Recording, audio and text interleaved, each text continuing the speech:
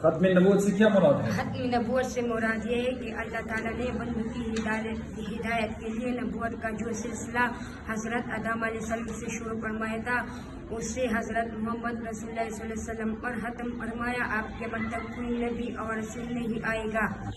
ختم نبوت پر قرآن سے کون دلیل پیش کرے گا؟ ماشاء اللہ جی کر دیں. اللہ تعالیٰ سورۃ الاحزاب آیت نمبر 40 میں فرماتے ہیں اعوذ باللہ من الشیطان الرجیم بسم اللہ الرحمن الرحیم ما كان محمد ابا احد من رجالکم ولکن رسول اللہ وخاتم النبیین. ترجمہ نہیں ہے محمد تمہارے مردوں میں سے کسی کے باپ لیکن وہ اللہ تعالیٰ کے رسول اور خاتم النبیین ہے. ماشاء اللہ.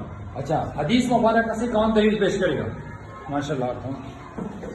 صحیح بخاری آیت نمبر 3455 قال رسول اللہ صلی اللہ علیہ وسلم لا نبی بعد میرے بعد کوئی نبی نہیں آئے گا. ماشاء اللہ.